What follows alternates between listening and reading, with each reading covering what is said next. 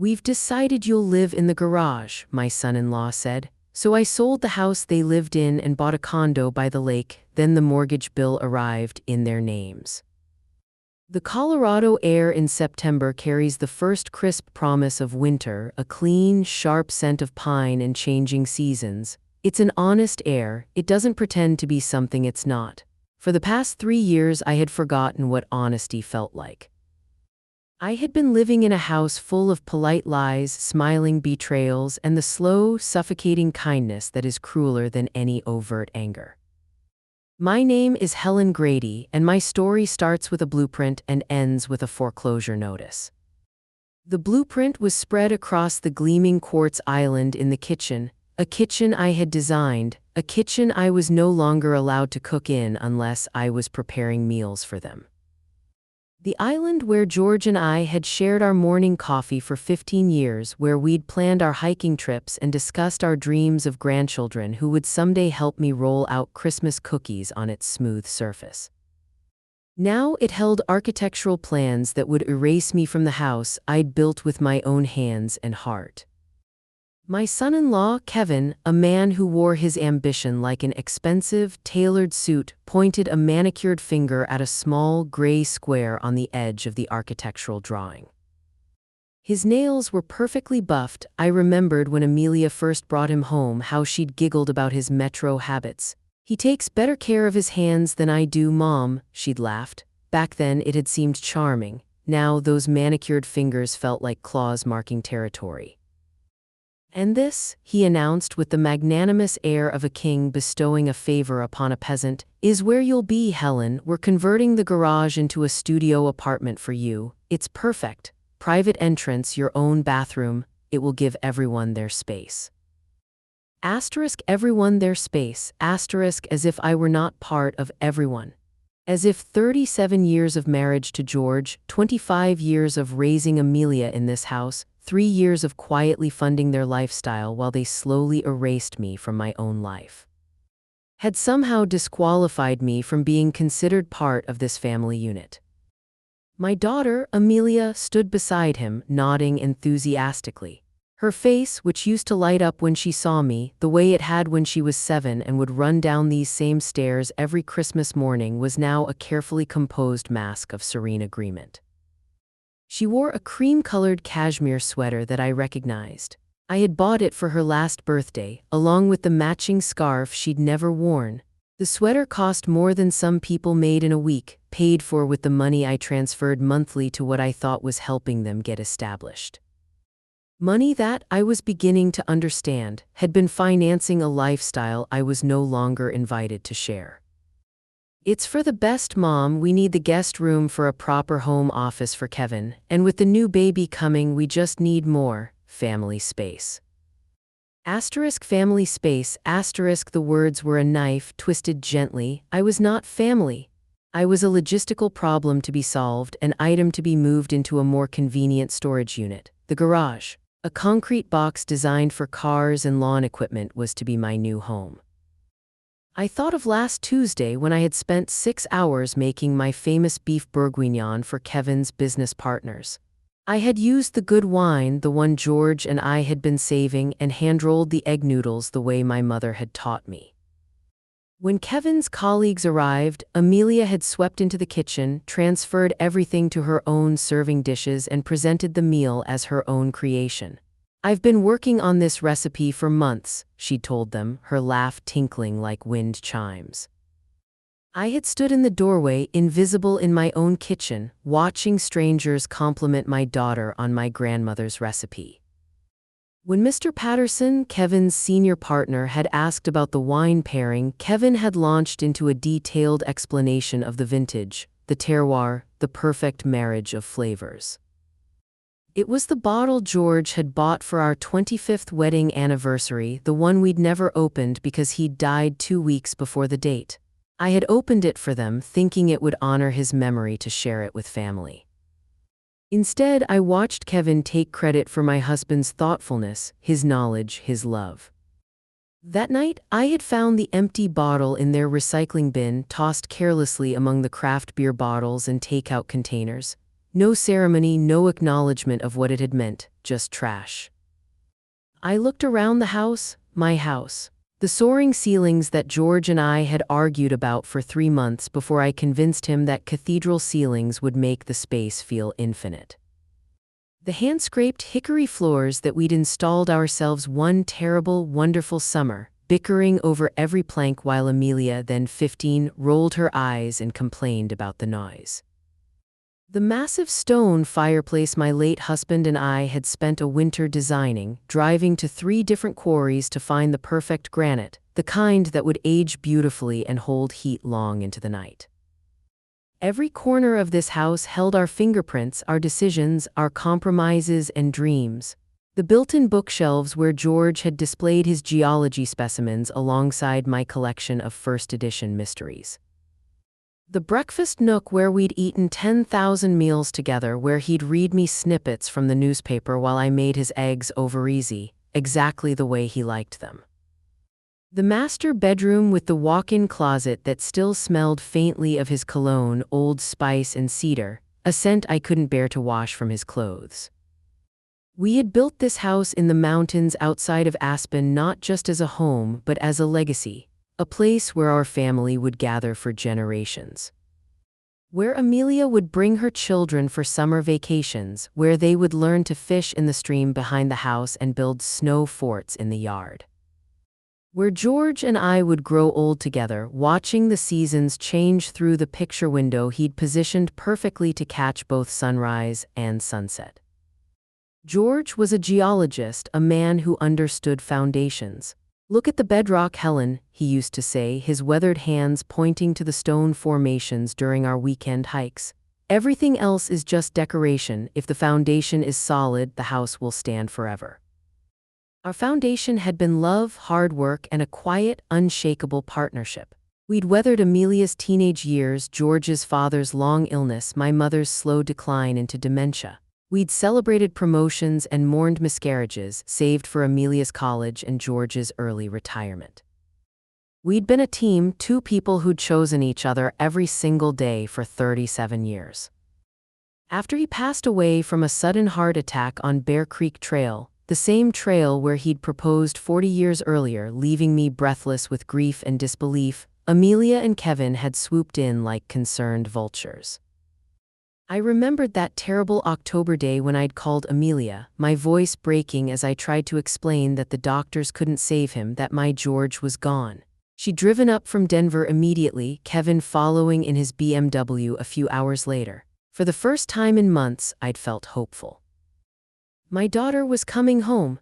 She would help me navigate this impossible new world where George's coffee mug sat empty on the counter and his hiking boots waited by the door for feet that would never fill them again.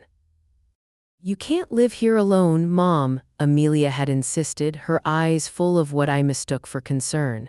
We were sitting in the living room, surrounded by casserole dishes from neighbors and sympathy cards from George's colleagues.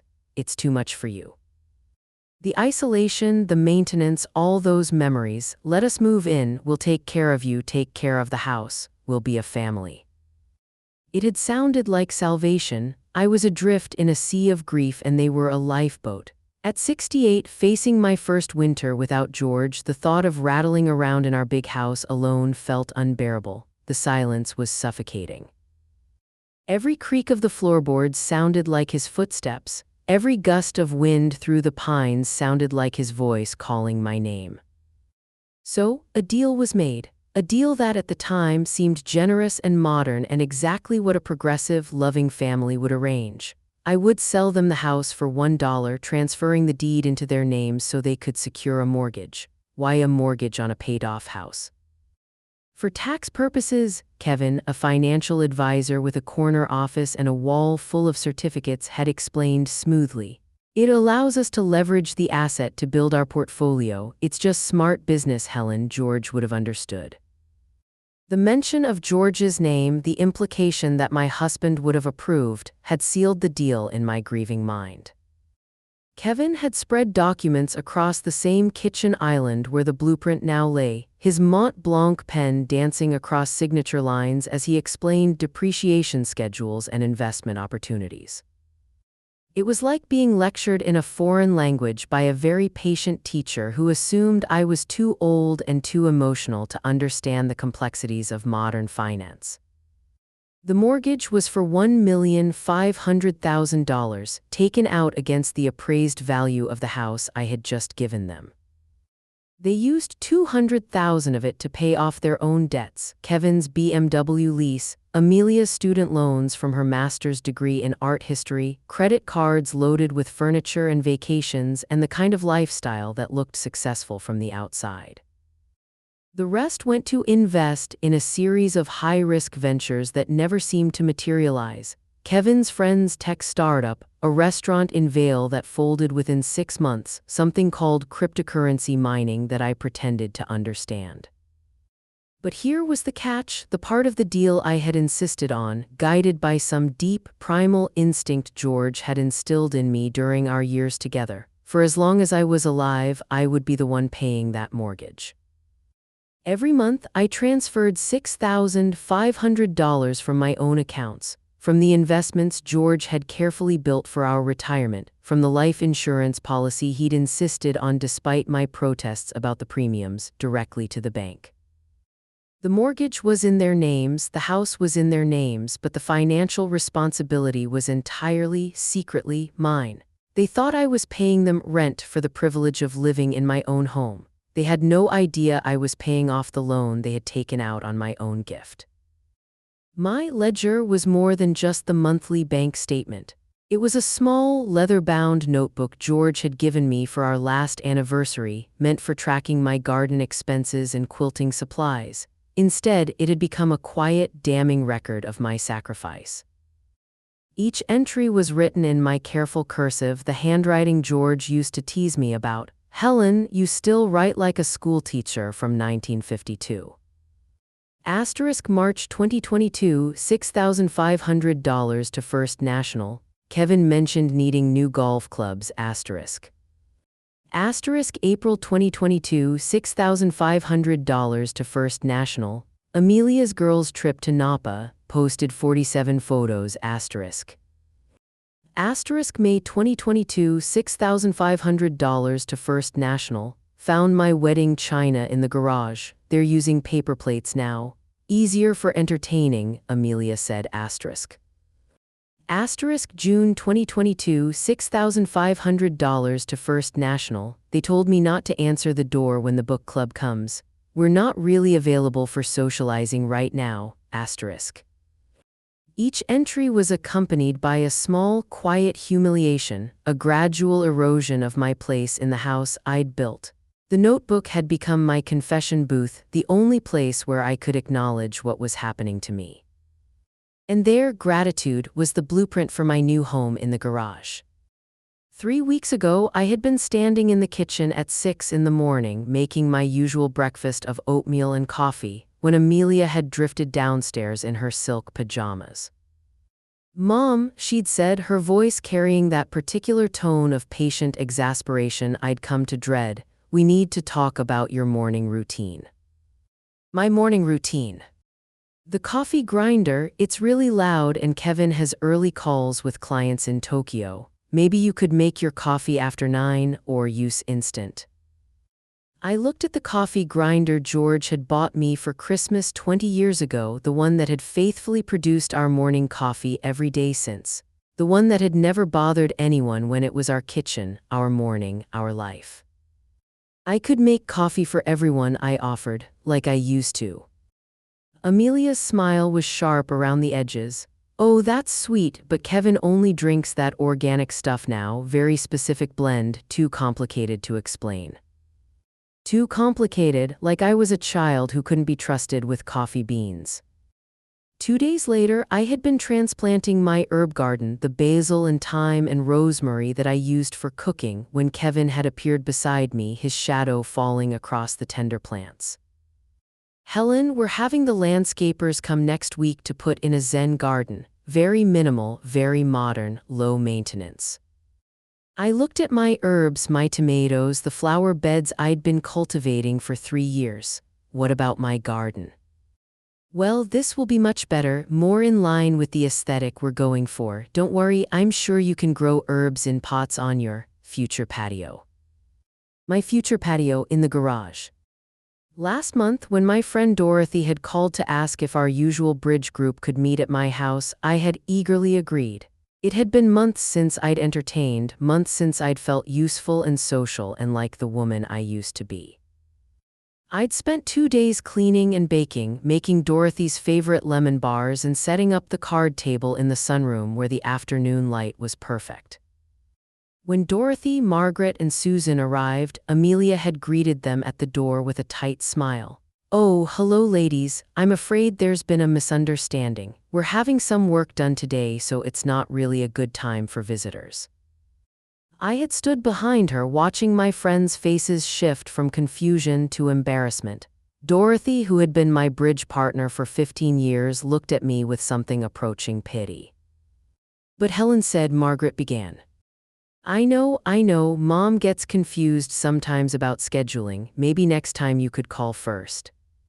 After my friends left their lemon bars untouched, their card game unplayed, I had found Amelia in the kitchen, throwing away the treats I'd made. "They were store-bought anyway, weren't they?" she'd said, not looking at me. "No point letting them go stale."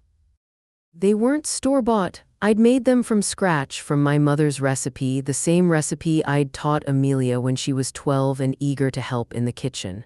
But I said nothing. I was learning the art of strategic silence, the way grief teaches you to swallow words that will only cause more pain. The final straw had come 2 weeks ago when I'd overheard Kevin on a phone call in George's old study.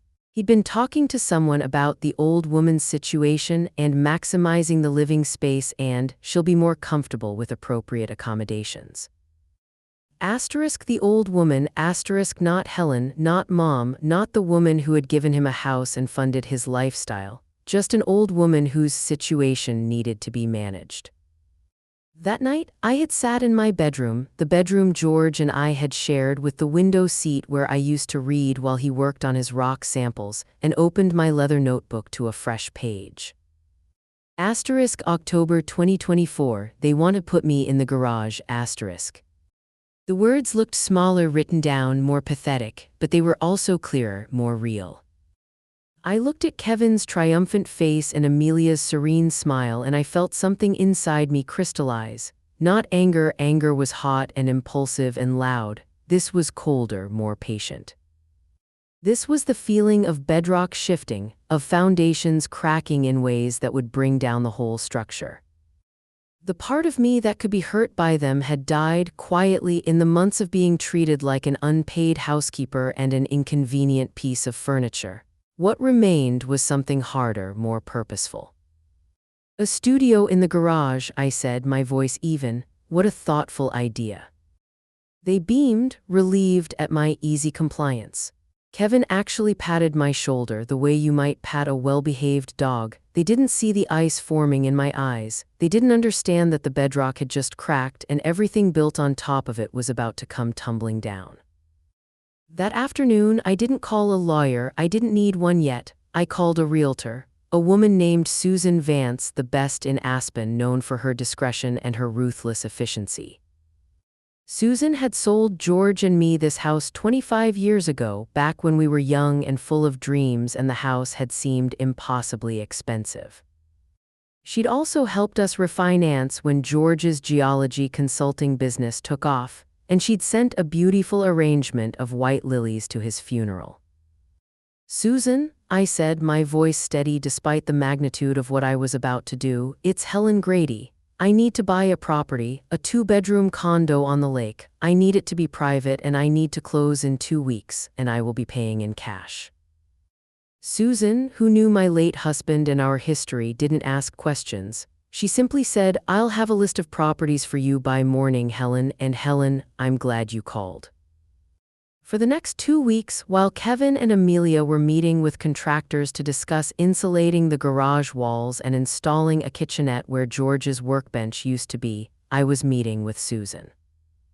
We looked at 7 properties in 5 days, each one a possibility for the new life I was about to build. I found the perfect place on the third day, a corner unit in a small building overlooking Grand Lake with floor-to-ceiling windows and a balcony that caught both sunrise and sunset. It had hardwood floors that reminded me of home, a kitchen big enough for real cooking, and a second bedroom that would make a perfect office. It was smaller than my house, but it felt bigger because every inch of it would be mine. The view from the living room was of water and mountains, eternal and honest.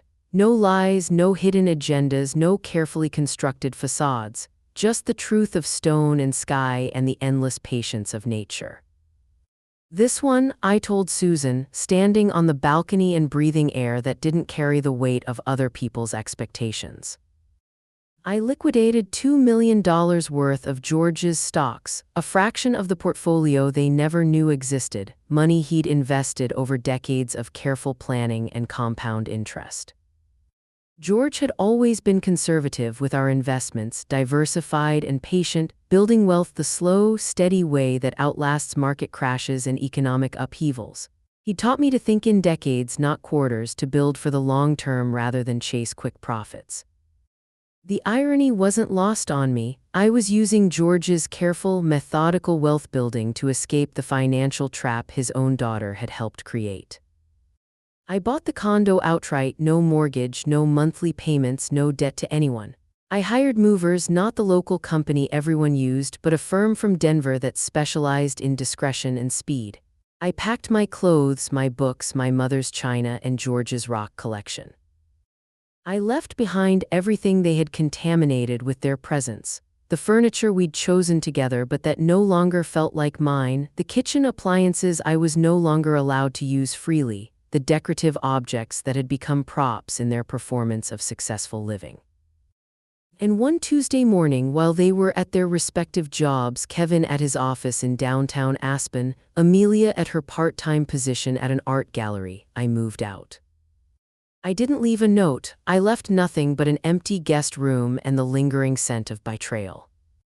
My first act in my new, quiet, sunlit home was not to unpack. It was to stand on my balcony with a cup of coffee made from beans I'd ground as loudly as I wanted, in a grinder that belonged to me, in a kitchen where I made the rules.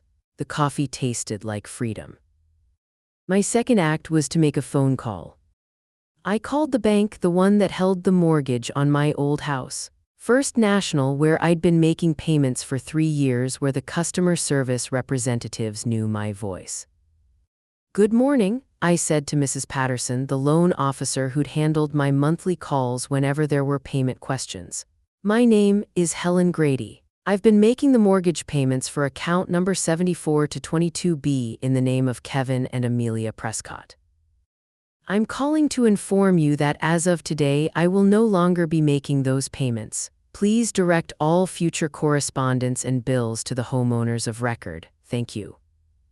Mrs. Patterson's silence was profound. "Mrs. Grady, are you sure this is a substantial monthly payment? The homeowners may not be prepared."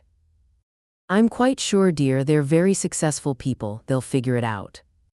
I hung up before she could respond. The silence that followed was the sound of a match being struck. The next part of my plan required a different kind of professional. I hired a private investigator, a retired police detective named Frank Miller. Frank had been recommended by Susan's ex-husband, a divorce attorney who knew where bodies were buried, metaphorically speaking. Frank was in his 60s, with kind eyes and the patient demeanor of someone who'd spent decades watching people lie to themselves and others. His task was simple. I wanted him to create a detailed portfolio of Kevin and Amelia's life. Not their secret life, but the one they so proudly displayed to the world. The life they were living with my money while planning to move me into a garage. "I want photos," I told him during our meeting at a small cafe in Glenwood Springs, far enough from Aspen that we wouldn't be seen by anyone who mattered. "Photos of their cars, their vacations, their toys. I want documentation of every luxury they've purchased in the last 3 years. And I want copies of everything they've posted on social media." Frank nodded, making notes in a small notebook that reminded me of my own. Social media is a gold mine for this kind of thing. People can't help but document their own excess. He was right. Over the next week, Frank compiled a portfolio that was both impressive and damning. Photos of their matching BMWs leased with the money from my mortgage payments. Screenshots of Amelia's Instagram posts from their ski trips to Switzerland, their long weekends in Napa, their romantic getaway to Turks and Caicos. Receipts for the country club membership, the personal trainer, the organic meal delivery service. But the crown jewel was a copy of an article that had appeared in Aspen Lifestyle magazine 6 months earlier. The headline read, "Power couples, Kevin and Amelia Prescott share their secrets for building dream homes and dream lives." The article featured glossy photos of them in my house, my kitchen, my living room, my garden that Kevin had destroyed for his Zen landscaping. The caption under the main photo read, "Kevin and Amelia Prescott in the mountain home they built from the ground up through hard work and savvy investments." Built from the ground up, with my money, in my house, while planning to move me into the garage. The article quoted Kevin extensively. "We believe in leveraging assets intelligently. Every decision we make is about building long-term wealth while maintaining the lifestyle we've worked so hard to achieve." And Amelia, home is where your heart is, but it's also your biggest investment. We've been very strategic about creating a space that reflects our values while building equity for our future. Our values, I wondered if those values included respect for the elderly, gratitude for generosity, or basic human decency. Frank delivered the portfolio a week later. It was a masterpiece of curated hypocrisy. A thick, glossy binder filled with the evidence of a life built on a lie, funded by a woman they planned to move into their garage. "They made this easy," Frank said, sliding the binder across the table. "I've never seen people document their own fraud so thoroughly." The first mortgage bill arrived at their house on the 1st of November, $6,500, due in 15 days. I imagined the scene. Kevin sorting through the mail after his morning run, still in his expensive athletic wear, expecting the usual credit card offers and investment statements. Then the plain white envelope from First National Bank, addressed to him and Amelia, marked urgent. I imagined his face changing as he opened it, as the reality of what that number meant began to sink in. $6,500 every month, forever. Or until they lost the house. My phone rang off the hook for 3 days. Panicked calls from Amelia, her voice getting shriller with each message. "Mom, what's happening? The bank says we owe money." "This has to be a mistake." Furious, threatening calls from Kevin, his financial advisor's composure cracking like thin ice. "Helen, you can't do this. We had an agreement. This is completely irresponsible." I didn't answer. I let their desperation echo into the void of my voicemail while I sat on my balcony watching the lake change colors with the shifting light. Each call was confirmation that they'd finally understood the situation. They'd finally realized that the old woman they'd planned to store in the garage was the foundation their entire lifestyle was built on. And I had just removed that foundation. On the 4th day, a certified letter arrived at my condo. I signed for it with hands that didn't shake, opened it with curiosity rather than fear. It was from their lawyer, a man from a slick Denver firm with a name like a weapon, Blackstone, Hartwell and Associates. The letter was full of blustering threats wrapped in legal jargon. I had violated a verbal agreement. I was causing them emotional and financial distress. They would sue me for the full amount of the mortgage plus punitive damages. They demanded I immediately resume payments and compensate them for additional costs incurred due to my breach of our understanding. Our understanding, as if planning to move me into a garage had been part of any understanding we'd ever had. This was the moment I had been waiting for. I walked into the law offices of Harrison and Finch, a quiet, old money firm housed in a Victorian mansion that had been converted into offices but still felt like someone's well-appointed home. These were the lawyers who had represented George's interests for 40 years, who had drawn up our wills and handled our real estate transactions and understood the difference between wealth and money. My lawyer, Arthur Harrison, was in his 70s with silver hair and eyes that had seen everything twice. He looked more like a gentle grandfather than a legal pit bull, but I knew better. Arthur had been George's friend as well as his attorney, and he'd handled my husband's estate with the kind of meticulous care that spoke of genuine affection as well as professional competence. I handed him their lawyer's letter. He read it slowly, a small, grim smile playing on his lips. "Amateurs," he murmured. "They're threatening to sue you for stopping payments on a mortgage you were never legally obligated to make. It's like threatening to sue someone for not continuing to give you free money." Then I handed him the portfolio Frank Miller had compiled, the photos of their cars, their vacations, their country club lifestyle. The magazine article with its glowing praise for their hard work and savvy investments. The social media posts documenting 3 years of luxury funded by my bank account. Arthur looked through each page carefully, his expression growing darker. "My God, Helen, they were living off you like parasites." Finally, I handed him a copy of my bank statements for the past 3 years, each one showing the $6,500 payment to their mortgage company, along with the notation I'd made in my own hand: rent payment to Amelia and Kevin. Arthur looked at the evidence, his smile widening into something that would have made a shark nervous. "Oh, this is better than a verbal agreement, Helen," he said. "This is a case of spectacular, unmitigated fraud." He didn't just respond to their lawyer, he went on the offensive. He filed a lawsuit on my behalf that was a thing of beauty, a legal document that read like a novel of betrayal and redemption. The lawsuit was for unjust enrichment and fraudulent misrepresentation. It claimed that Kevin, acting as my financial advisor and exploiting my grief and trust, had fraudulently induced me to transfer the deed to my home and had used the subsequent mortgage for his and his wife's personal enrichment, all while I unknowingly paid for the loan that funded their lifestyle. The lawsuit demanded not just the return of the money I had paid, $234,000 over 3 years, but punitive damages equal to triple that amount. And it included, as evidence, every single photograph and document from Frank Miller's portfolio. But Arthur's masterpiece was the narrative he wove through the legal language. He told the story of a grieving widow manipulated by her own daughter and son-in-law into giving up her home, then slowly erased from her own life while she unknowingly funded their luxury lifestyle. He painted a picture of systematic emotional and financial abuse, of 2 young people who had exploited an elderly woman's love and trust for their own gain. The lawsuit was filed publicly, as all lawsuits are, and the local Aspen Times always hungry for a story about the private lives of the town's wealthy residents picked it up immediately.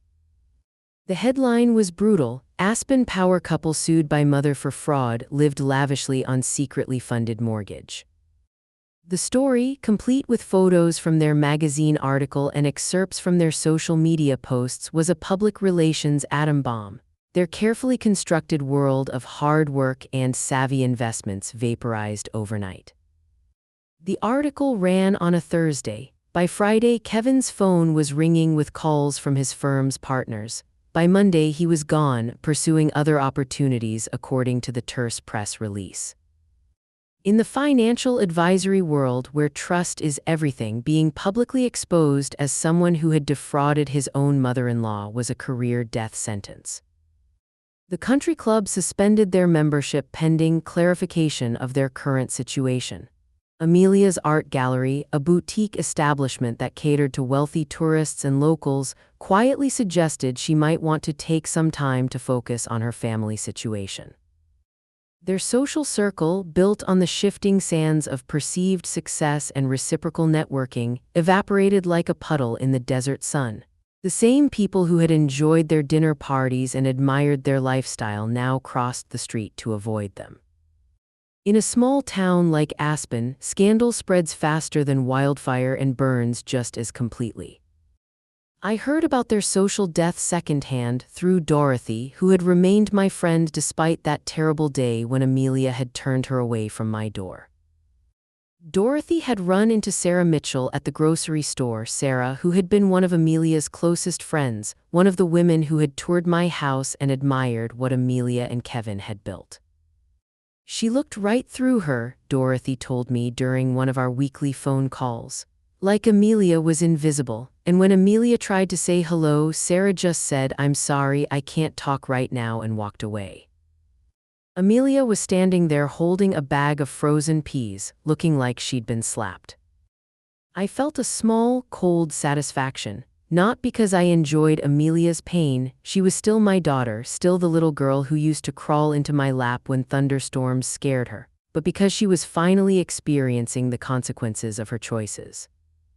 She was learning what it felt like to be erased, to be treated as inconvenient, to be dismissed by people who had once welcomed her. The foreclosure notice from the bank arrived at their house 30 days after the first missed payment.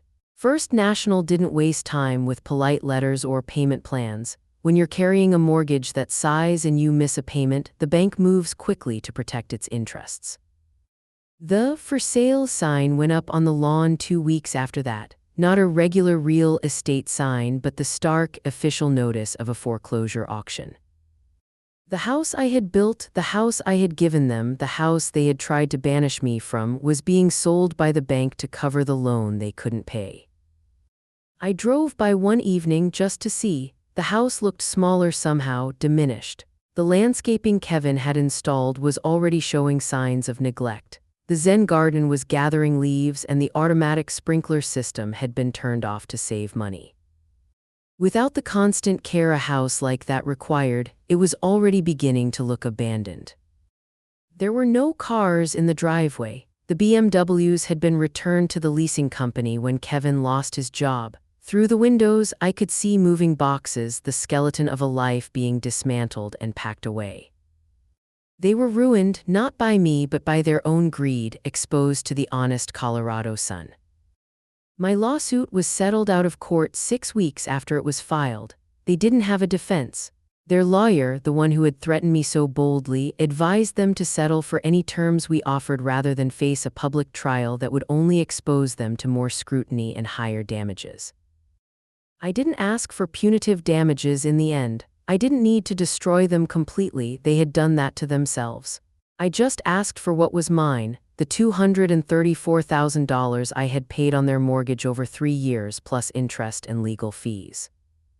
The money came from the proceeds of the foreclosure sale. The house sold for $1.8 million, enough to pay off the remaining mortgage and settle my claim.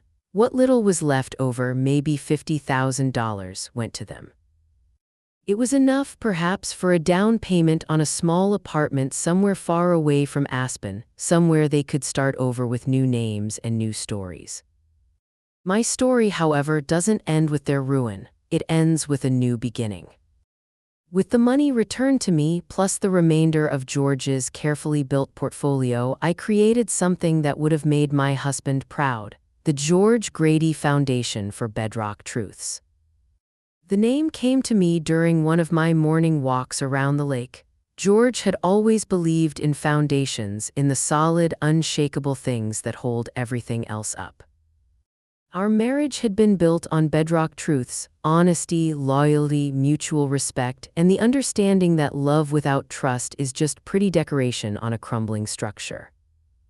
The foundation's mission was simple and personal: to provide pro bono legal and financial advisory services to elderly individuals who were being exploited by their own families. The quiet victims of financial abuse, the grandparents moved into garage apartments, the widows whose children managed their assets into their own pockets. My lawyer, Arthur, agreed to sit on the board of directors along with Susan Vance and Frank Miller. We set up offices in a small building near downtown Aspen, nothing fancy but solid and welcoming. I insisted on comfortable chairs in the waiting room, good lighting, and coffee that didn't taste like it had been made yesterday. Small dignities matter when you're fighting for bigger ones. Our first case came through Arthur's referral network. a 73-year-old man named Robert Chen whose son had convinced him to sign over power of attorney, then systematically drained his retirement accounts to fund a series of failed business ventures. Robert had been too ashamed to seek help, too afraid of destroying his relationship with his only child. "I kept thinking maybe the next investment would pay off," he told me during our first meeting, his hands shaking as he held his coffee cup. "Maybe I was wrong to doubt him. He's my son. Sons don't steal from their fathers, do they?" But they do. We proved it in court, recovered most of Robert's money, and helped him establish new financial safeguards. More importantly, we helped him understand that love doesn't require financial martyrdom, that being a good parent doesn't mean enabling your children's worst impulses. Our second case was Maria Gutierrez, a widow whose grandson had been forging her signature on checks and using her credit cards to fund his drug habit. When she tried to confront him, he'd threatened to put her in a home where she belonged. "I raised that boy," Maria wept during our consultation. "After his parents died, I was all he had. I worked 2 jobs to put him through high school, and now he tells me I'm too old, too confused to manage my own money." We helped Maria change her locks, freeze her credit, and obtain a restraining order. We also connected her with a support group for grandparents dealing with addicted grandchildren, because healing requires more than just legal victories. The third case hit closest to home. Alina Voss, an 80-year-old artist whose daughter and son-in-law had moved into her Santa Fe adobe home to take care of her, within 6 months. They had sold her paintings to fund renovations that erased her studio and turned her home into their vision of modern living. When Alina protested, they'd begun talking about memory care facilities and cognitive decline. "They keep telling me I'm confused," Alina said, her voice strong despite her age. "They say I don't remember giving them permission to sell my work to change my house, but I remember everything. I remember every brushstroke of every painting they sold. I remember choosing every tile in that bathroom they ripped out. My mind is fine, it's my heart that's broken." We helped Alina reclaim her home and recover the value of her stolen artwork. But more than that, we helped her set up a trust that would protect her remaining work and ensure that her legacy would be preserved according to her wishes, not her children's financial needs. Each case we won felt like a small victory against the cruelty that masquerades as family love.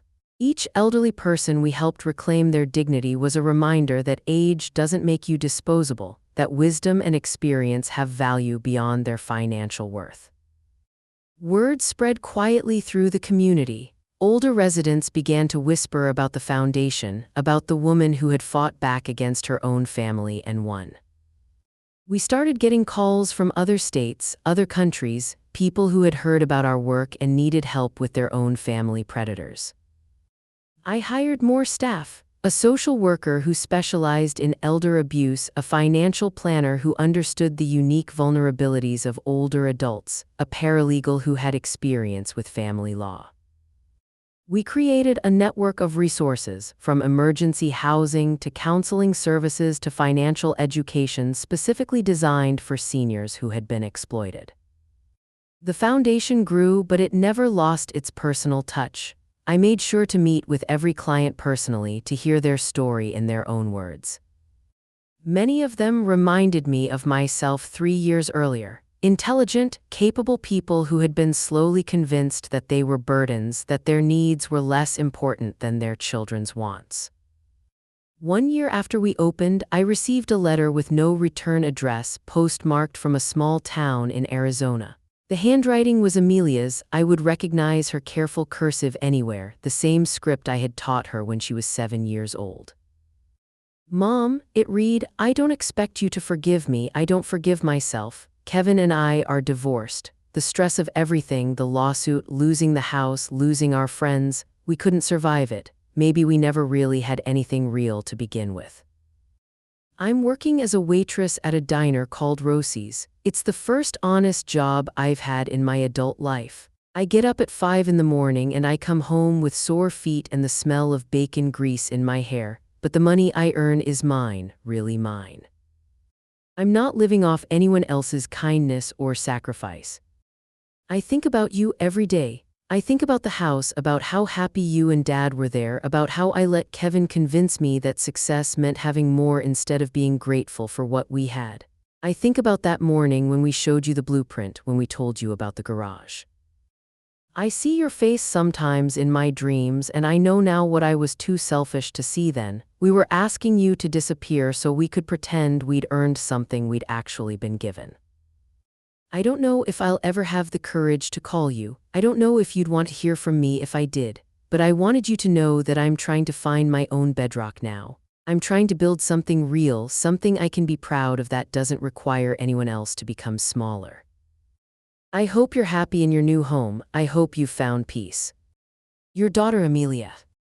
I folded the letter carefully and put it in my desk drawer next to the leather notebook where I had documented the slow erosion of my dignity. I didn't write back immediately. Some conversations require time to ripen, like good wine or deep grief. But I didn't throw the letter away either. 6 months later, I wrote a short response. Amelia, I received your letter. I'm glad you're finding your way to honest work and honest living. It's never too late to build on solid ground. The foundation is doing well. We've helped over 200 families in the past year. Your story, our story, has become part of the work we do. Not as a cautionary tale, but as proof that people can change, that families can heal, and that it's possible to find your way back to the bedrock even after you've lost your way. If you ever want to visit, you know where to find me. I'll be here watching the sunrise over the lake, drinking coffee I ground as loudly as I wanted. With love and hope for your continued growth, Mom. I sent the letter to Rosie's Diner in the small Arizona town, trusting that in a place that small, everyone would know the waitress named Amelia who worked the morning shift. 2 months later, my phone rang on a Sunday morning. The caller ID showed a number I didn't recognize, but when I answered, the voice was familiar. Mom, it's me. I got your letter. We talked for 2 hours. Not about the house, not about the money, not about the lawsuit or the foreclosure or the 3 years of systematic erasure. We talked about her job, about the regulars who came in for coffee and asked about her day. We talked about the small apartment she'd rented, about learning to live within her means, about the satisfaction of paying her own bills with money she'd earned. We talked about George, about memories she'd almost forgotten in the years when acquisition had replaced appreciation. We talked about the foundation, about the people we'd helped, about the way trauma can be transformed into purpose. At the end of the call, she asked, "Do you think, would it be okay if I called again next week?" "I'd like that," I said. "I'd like that very much." She calls every Sunday now. Sometimes we talk for 10 minutes, sometimes for an hour. She's dating someone new, a mechanic who fixes cars and doesn't care about country club memberships or social media appearances. She's thinking about going back to school, maybe studying social work, maybe finding a way to help people like the ones we serve at the foundation. It will take time to rebuild trust. It will take longer to rebuild a relationship. But we're both committed to building on bedrock this time, to creating something real instead of something that just looks impressive from the outside. Kevin, I heard through Frank's occasional updates, moved to Florida and started over in insurance sales. He remarried quickly, a woman with money of her own, but the marriage lasted less than a year. Some people never learn that you can't build lasting happiness on shifting sand. As for me, I wake every morning in my home by the lake, in the place I chose, surrounded by things that are truly mine. I drink my coffee as loudly as I want, I grind my beans whenever the mood strikes me, and I answer my door to anyone I choose to welcome. The foundation keeps me busy, keeps me connected to purpose larger than my own story. We've opened a second office in Denver and we're planning a third in Phoenix. The need is greater than we ever imagined, but so is the capacity for healing and justice when people are willing to fight for it. Sometimes, late at night when the lake is still and the mountains are dark silhouettes against the stars, I think about George. I think about his belief in foundations, his trust in bedrock, his certainty that if you build on solid ground, what you create will last. I built our house on his principles. I rebuilt my life on them too, and now I'm helping others discover their own bedrock, their own solid ground. They tried to move me into the garage to put me in a box. They didn't understand that I was never the decoration.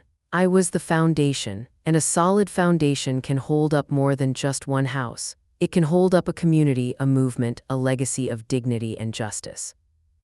If you have ever been made to feel small in a house you helped build, remember this: the truth is the most powerful deed of all. Your worth isn't determined by other people's convenience. Your value isn't measured by your usefulness to their ambitions.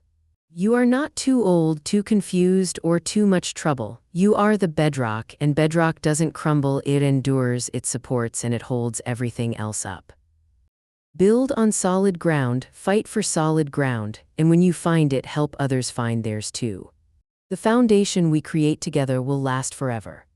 If this story touched your heart the way it touched ours, please hit that subscribe button and give us a thumbs up. Your support means everything to us and helps us bring you more stories of courage, justice, and the power of standing up for what's right.